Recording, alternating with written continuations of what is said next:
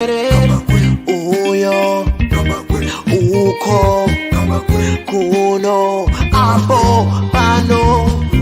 Mama wanna get it, mama wanna get it nice. This is the 31st of April 2024, and 10 days ago there was the story of Basiru Diomaye Faye being arrested, and I can say not 10 days ago, but actually a few days ago, he was arrested, but given little time to campaign and only to emerge a victorious winner in the election that we didn't anticipate, that the youngest president in the form of Basiru Diomaye Faye, being a tax collector by profession. There is a lot that is going on in Africa, and a lot of Africans are saying, we want an African youthful president. And Zimbabwe is one country that also has the same view. But tonight, we are going to dissect this story and the rise of this youthful president in Senegal and how they rose to power as a duo, and also going to touch on what are the challenges that they are going to face looking at West Africa being led by a lot of coup d'etats and military men. And to help me dissect this, I'm joined tonight by my brother, Aaron Ngambi, from the US. How are you doing, my brother? I'm very well, thank you. And how are you doing today? All right. Mr. Aaron Ngambi is, he writes for the Mail and Guardian, and he was once here on this platform when we're dissecting the story of the elections in Zimbabwe. And today we are talking about something that is totally different. You wrote in the article that this was a likelihood of happening to see a youthful president 10 days before it happened, or a month before it happened. How did you predict that such a person who was facing jail time and everything to rise to such a high office? What was your prediction? What prompted you to envision that such a man would become the president of Senegal? Well, thank you very much for having me. It's good to be back. It's been a long time since we touched base and analyzed some of the issues. And just point of correction, I know that in the introduction you say that today is April 31st. Actually, it's March 31st today. Oh, all right. Sorry about that. Yeah. And you're right. You know, the president-elect, President Faye, and his counterpart, Ousmane Sonko, were actually in prison for quite some time and were only released out of prison on March 14th, 10 days before the elections of March 25th in Senegal. And so they only had about a week and a few days, a week and maybe a day or two to campaign before the elections. So by reasonable standard, anyone would think that that's not enough time to campaign, and so that their chances were slim. But on the contrary, these gentlemen had done their homework long before the elections. You know, it occurred to me about a year ago when I saw the kind of politics and tactics that Ousmane Sonko had deployed in Senegal, that I could almost predict that 2024 elections, which was supposed to be in February, by the way, on the 25th, I could predict that Ousmane Sonko, if allowed to run as a candidate, he would win. Because his movement and the politics that he has done or been practicing is completely different. He is about 49 years old, not so young, not so old, but just at the ripe time for him to bring the divide between the aspirations of young people and also speak to the older generation. So Ousmane Sonko, to me, was somebody that I thought was going to be president. And sure enough, the people of Senegal wanted him to be president until the regime in Dhaka did everything they can to disqualify him. So when they were in prison, they found out that he would no longer be the candidate. And so when they are released on March 14th, him and his general secretary, who now is president-elect, when they are released, it dawned on them that Ousmane Sonko is not the candidate in the election.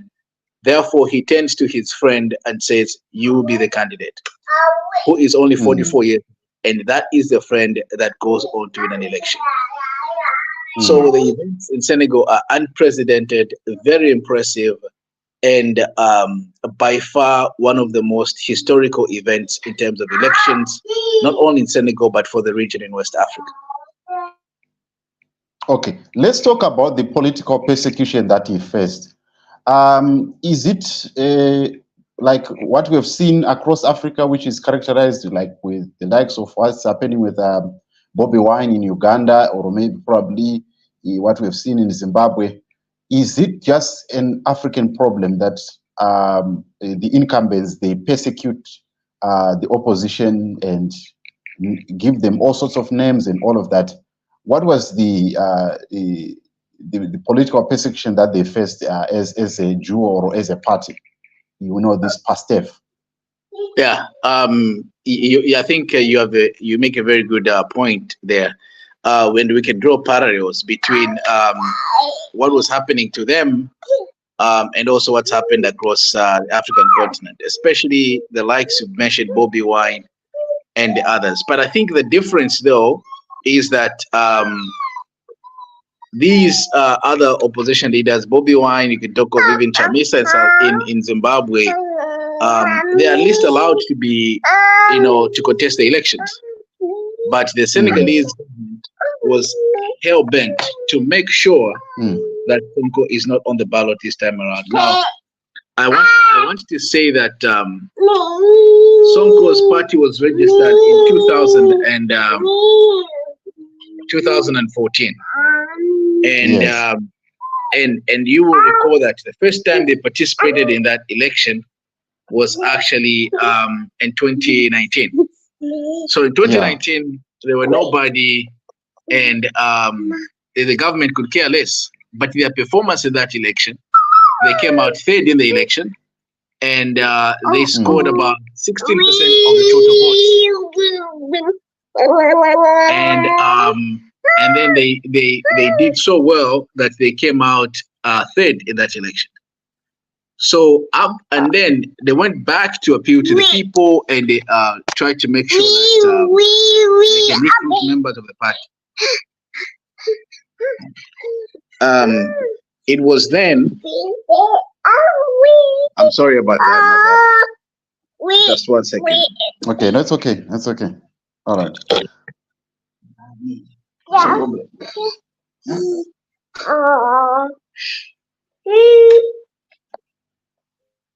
Yeah, we are still, by technology and working from home. We're still going to get back to Mr. Aaron as he's taking back the little one. But we were on the point that this is what Africa is characterized with: a lot of opposition leaders being barred from elections, and we've seen that happening. But I think we have got Mr. Aaron back okay, you were still on the point. You can go ahead. Yes, my apologies, sir. So to make it very easy for our audience to understand, we see that this is a trend that's happened in some parts of Africa, where perhaps the incumbent or the regime are scared of the opposition, especially the youthful opposition.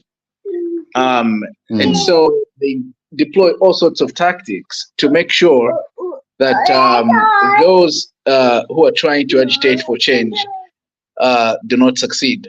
We've seen that with Bobby Wine, we've seen that in other parts of Africa.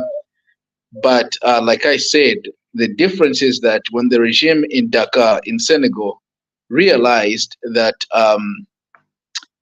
it is very possible that Ousmane Sonko and his party can win the elections of 2024, They went on to charge him with charges that were flimsy charges, trumped up charges such as, him engaged in rape. They took him to court for that, and that did not hold, did not stick. The courts acquitted him, and they came up with a very silly charge called corrupting the youth, that he was corrupting the youth. And by definition, that should have been a misdemeanor offense and not a criminal offense, which means that with that offense, you can still be on the ballot and still run as a presidential candidate.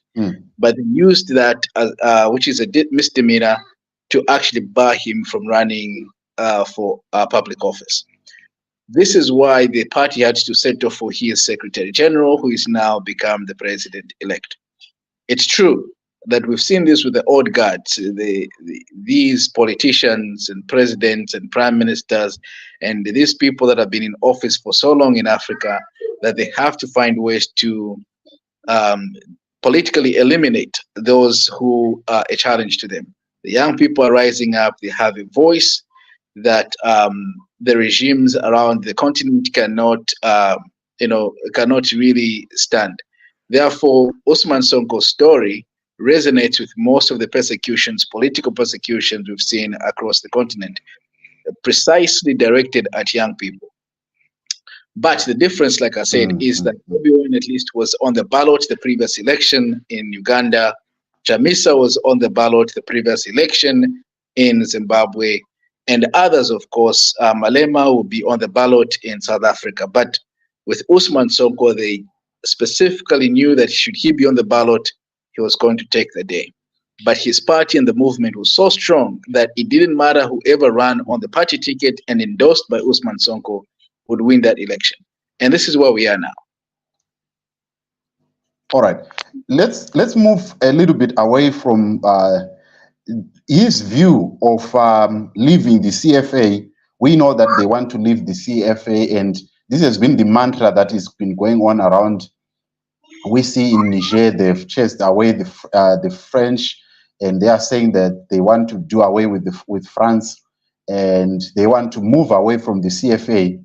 How will that pan out? And how will France take this move, or this bold move that these young African leaders are taking? And maybe we're looking at Burkina Faso, we're looking at Mali, and we're looking at these military junta that are across the West African region that are trying to move away from the tentacles of France.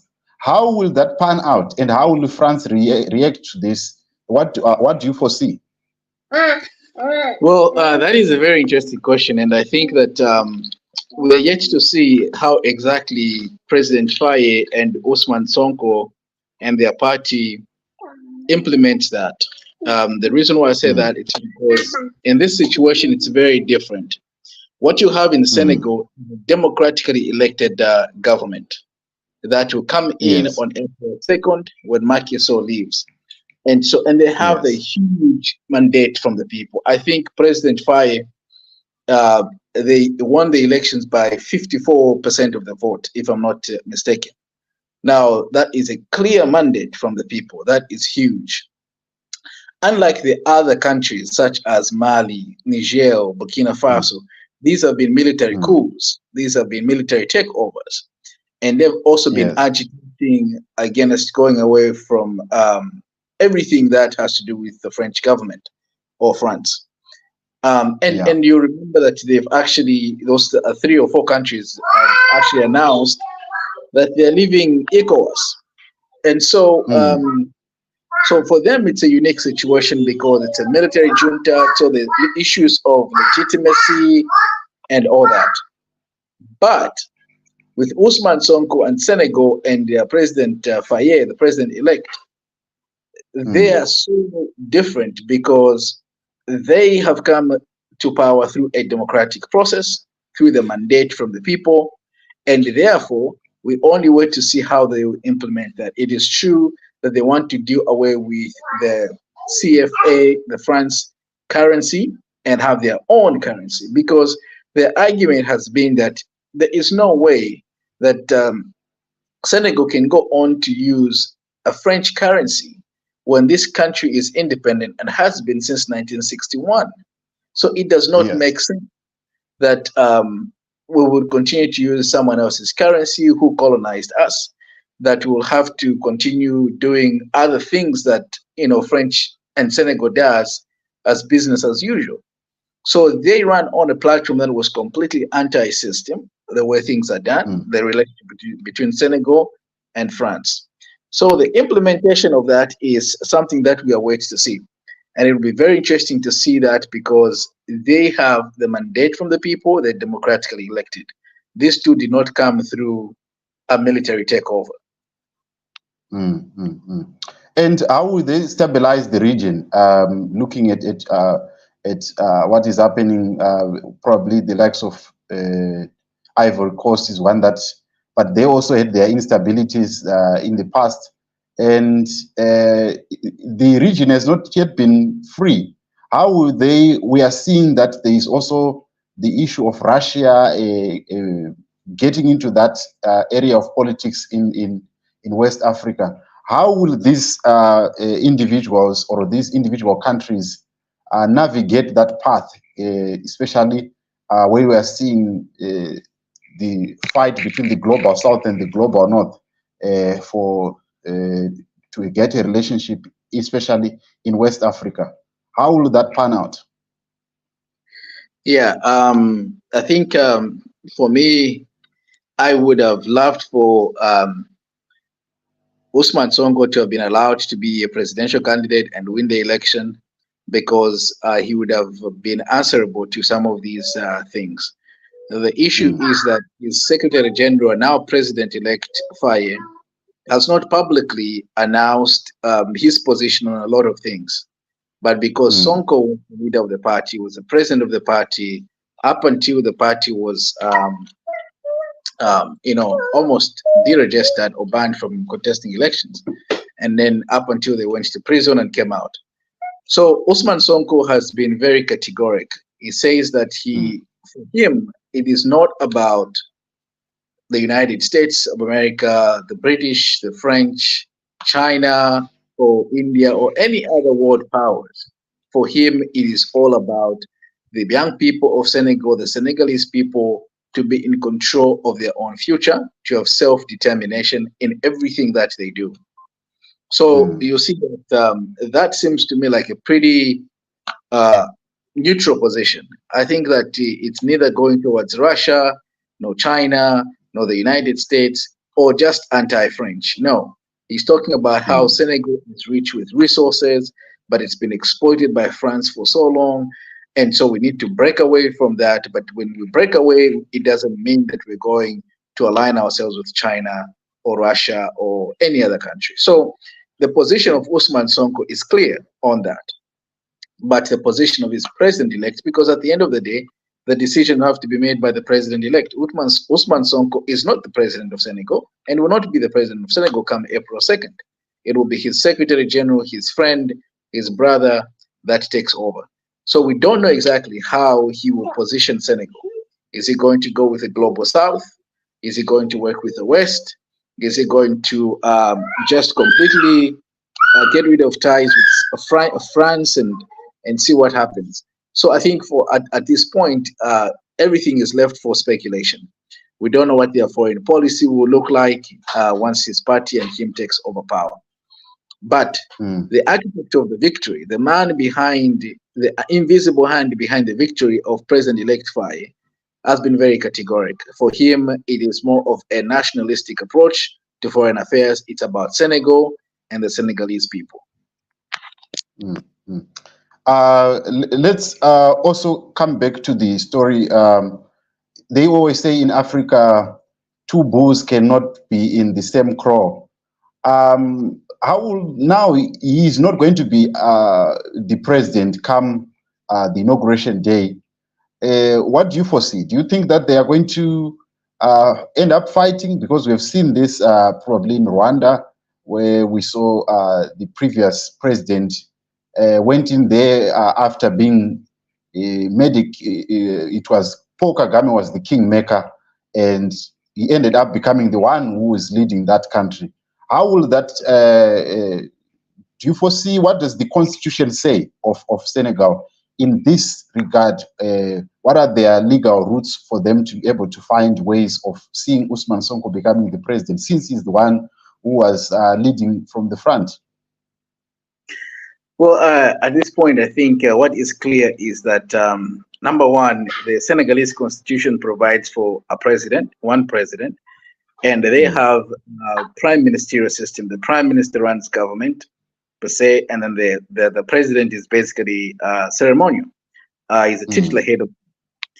So that is the system they have. So if we have to speculate here, we'll have to say that President-elect Faye becomes president April 2nd, and then his right-hand man, Ousmane Sonko, the architect of the victory, becomes the prime minister. But also, during the campaigns, when the two were going around, right after they left prison, they're going around and campaigning, they were saying that they will introduce the vice presidency system. So they'll basically get rid of the prime ministerial system, and then they'll reinstall the position of vice president. So we're yet to see that. When they do that, Ousmane Sonko becomes vice president. President-elect Faye is president of the country. So I like the example that you gave about Rwanda. It is very true that this is what happened. And then, of course, we saw Paul Kagame being president, I think just after his counterpart served one term. Paul Kagame took over. There are many examples we can cite, but what for me could be the worst case scenario is a situation that plays out between the two, like we saw between Thomas Sankara and Blaise Compaoré, because his government is not going to sleep over this victory. This is a defeat, a huge defeat for the French. Now remember, when Assimi Goïta in Mali took over power and subsequently expelled the French forces, okay, the French can go to the world and say, no, these chaps, this is a coup, these are illegitimate chaps running government, they are brutal, you know, they don't want anything to do with a civilized country like France dealing with them, so they kicked us out. So they had, you know, a case to make to the world. But this is a democratic process. These young men have come through a democratic process, and so what they do going forward will have serious consequences. So it's a spit in the face for France. They basically said to France, your time is up, we've come in, or we're coming in, and once we establish ourselves, we don't want anything to do with you. Now, in a democratic way. And now, if that happens, then France will find a way to, it is my suspicion that France will find a way to destabilize the brotherhood, the friendship between the two. And 5 years is a long time. Who knows what happens between the two? There could be a rift. They could go different ways. Or they could continue being as close as they are as brothers. President-elect Faye, in fact, has a son who's named after Ousmane Sonko. So that's how close they are. Very close. Yes. And it's promising that they'll work together in 5 years. But anything is possible. It is power, and you have other external forces at play. I was watching another video of Professor Pierre Lumumba saying that, I mean, it was insinuating that the West forces are coming, especially if you're a democratically elected president. They will come for you and they will tell you, look, don't do this, or don't do that, don't do this, don't do this. Obviously, these are interested parties. They are not going just to let Senegal be. They will find ways to destabilize that nation. How will that play out? Because looking at the spat in the face that they've been seeing in West Africa, they are definitely angry, and they are looking for somewhere for them to survive, because West Africa, or Africa, is actually feeding on France, literally speaking. So how will that then infuriate them, and how will they react to this scenario that is panning out? Yeah, I think that it would be very naive for anyone to suggest that now everything will be rosy since President Faye has been elected. So going forward, things will be great, and there will be no problems. In fact, the opposite will happen. I agree with Professor Lumumba that going forward, the French will try every trick in the book. They'll do everything they can. Number one, to discredit this regime in the eyes of the people. So they'll find ways and tactics, sabotage ways, economic wise, financial wise, to create a very bad situation for Senegal so that the people rise up against the same young men that they voted just 5 years ago, or 3 years ago, or 2 years ago. They'll do that. Secondly, the French will do everything they can. And they've done this in the past. There have been leaders that have stood up to France and they've been eliminated. It's just a matter of history. So we hope it doesn't go to extents like that, but they're capable of doing anything. So both President-elect Faye and Ousmane Sonko are walking a tight path. They are up against serious challenges. They're up against a government that is capable of using all sorts of intelligence to discredit them, to get them out of the political scene as much as they would want. But the difference here is that the President-elect Faye was not really the face of the movement from the beginning. Since 2015, since the establishment of their political party, Ousmane Sonko has been the man of the people. And therefore, he's not even in power. He's more of an advisor to the president-elect. So if to discredit President-elect Faye, you have to discredit Ousmane Sonko as well.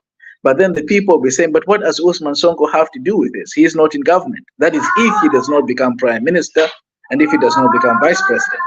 And if he remains, a figure behind closed doors that is just advising the president, that can be their saving grace. Because in 4 or 5 years, if things are bad, Ousmane Sonko can come from the back and say, listen, we've made mistakes, but I'm here again. Can we try this all over again? Then his party will still have a chance at the and it will be popular. But once it goes into government, then there's collective responsibility. Then whatever goes wrong is part of his doing or undoing.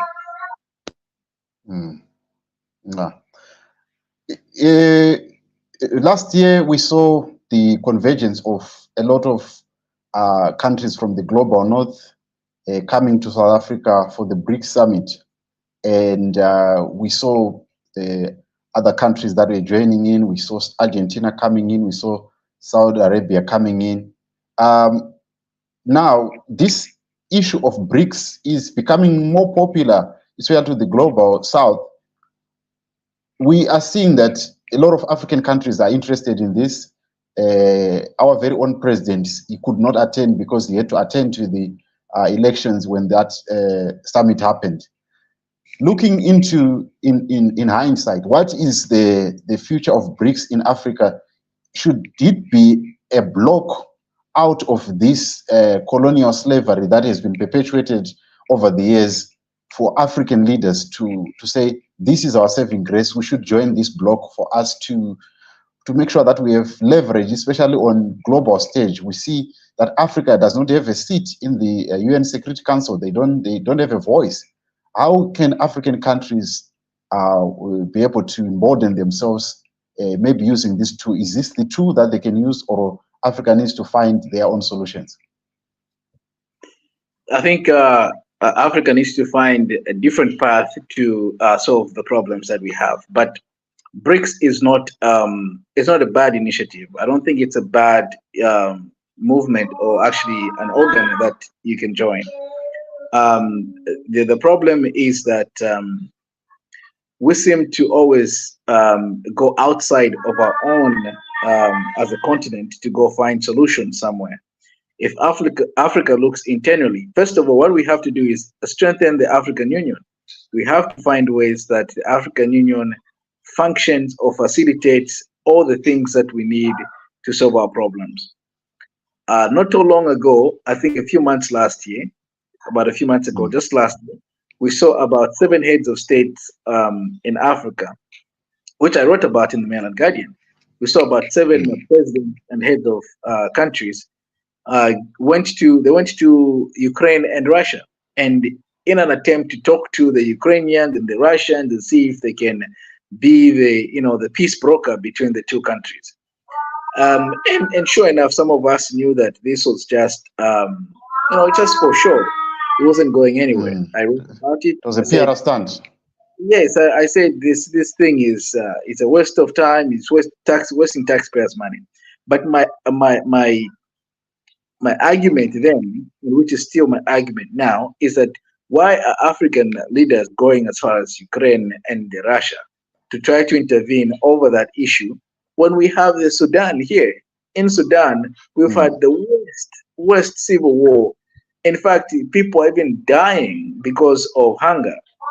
So I argue, I make the case that why do we have to go to Ukraine when we can't even talk about Sudan? The same 7 heads of state, in fact, including the president of Zambia was one of them, has never even said a word about Sudan and what's been going on in Sudan. But he has said all sorts of things about, talking to the president of Israel, he has said all sorts of things about Ukraine and Russia, instability anywhere is instability everywhere. That's what he seems to be saying. This is the president of Zambia, who was one of the 7 presidents who went on a peace mission to Ukraine and Russia. That was unnecessary. What they should have done is get on the plane and go to Sudan to sort the problems that are happening there. They should have gotten on the plane and go to the eastern part of the DR Congo to solve the problems that are there. So I think we have all these misplaced priorities, as a continent. That is the problem. So the excitement about BRICS, quite well. I think BRICS offers an alternative to what Africa suffered at the hands of the Western powers, because whether you like it or not, we have systems that favor our colonial masters, whether it's the countries that were ruled by the British or it's the former French colonies. We have systems, economic systems that favor the West. And so BRICS, yes, will offer the alternative, perhaps open the eyes of our leaders, but it cannot be the answer. I'll give you an example, a quick one again. In Zambia today, you find that all the copper that we produce, the prices of that copper, they are fixed at the London Stock Exchange market. They're not fixed by the Zambian market. They're not fixed by the Lusaka Stock Exchange market.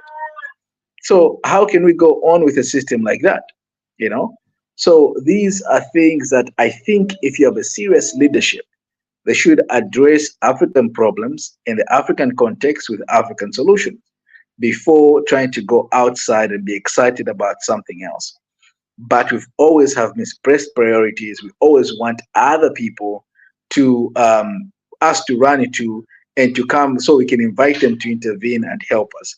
BRICS is a good initiative. It will offer a counter narrative to the West and the United States and what it's done over the years, but it is not sufficient. We want an Africa that will rise up, just like we've seen in Senegal.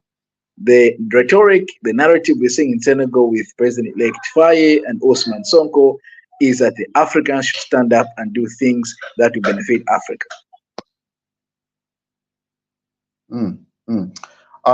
There we have it, ladies and gentlemen. We are talking to Mr. Aaron Ngambi. He contributes on the Mail in Guardian and in the Must in Zambia, and is a political analyst and a journalist. And we are talking about the recent happenings in Senegal and how it has an effect in Africa. And Mr. Ngambi, let me just maybe as a parting shot, let's look at what there was a deepfake AI video that was circulating on the internet, and it was talking about France and all of that. We are seeing a lot of things that are happening and that can be used, especially in our day-to-day world. How did you take that? Did you also fall for that deepfake video that was saying we want to move away, that showed Ousmane Sonko saying that we want to move away from France? How will that affect our media and also the relationship that we are finding ourselves, whether be it family or be it corporate relationships, where we are seeing people are generating these videos and they are finding themselves online, and people cannot differentiate between the real person and the fake one? Yes, it's going to be a big challenge. The way I'll respond to that is if you saw an interview by Tucker Carlson when he met with Vladimir Putin, Yes. Tucker Carlson put forward a question to Vladimir Putin about Elon Musk and artificial intelligence. He said to Putin, what do you think of this? And I liked Putin's response. Vladimir Putin says to Tucker Carlson, I respect Mr. Elon Musk. He's a smart, he's an intelligent fellow. And then he says, but when it comes to artificial intelligence, we need to find some way that we can regulate that as a global community. Just like we regulate all sorts of things through the United Nations, through the Security Council, through other international bodies. Because if AI is left, without regulation, without the way that, without rules that can deal with how people use AI, then it will become more deterrent rather than it being helpful to what people can achieve. So that is how I see it, because we're living in very difficult times. Someone can create an AI video, or actually even just a voiceover of my voice impersonating me, and it will sound exactly like it's me. And so imagine if you can do that about presidents of different countries and project a certain narrative. It would be dangerous. It would be uncalled for.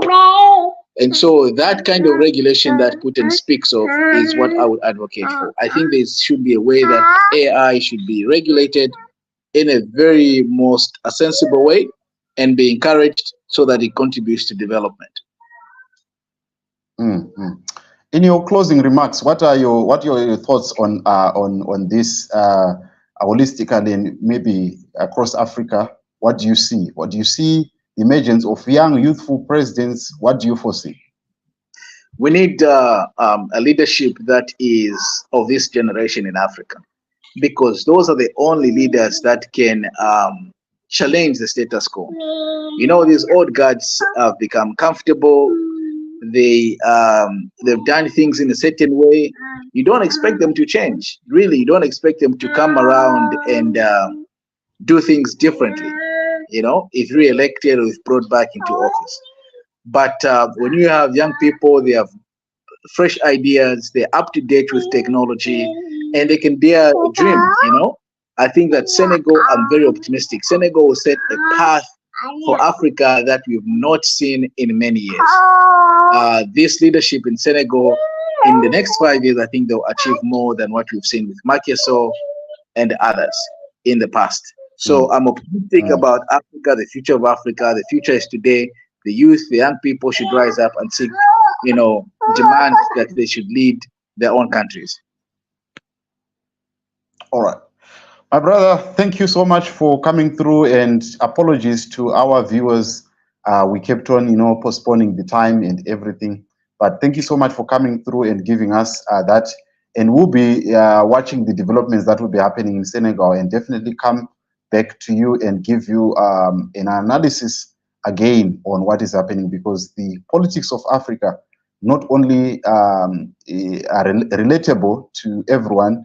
What happens in Zambia, what happens in Senegal, you can find some similarities in Zimbabwe.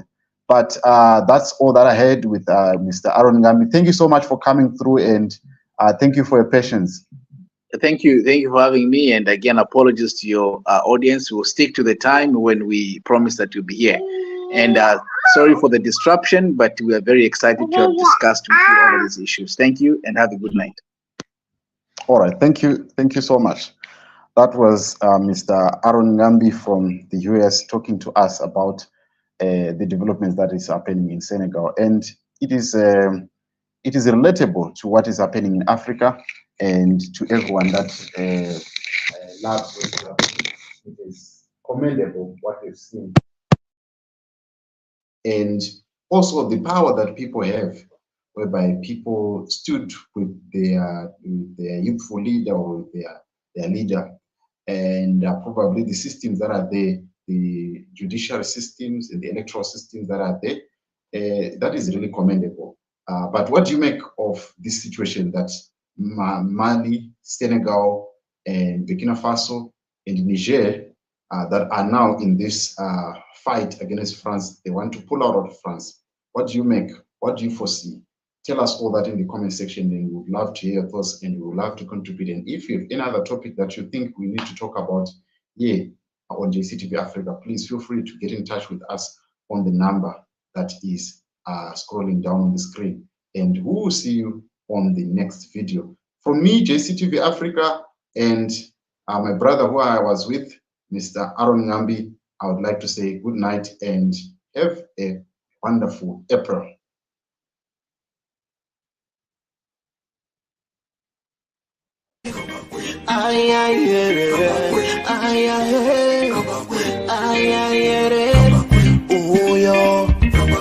Uko kuno abo bano mamuona kere nice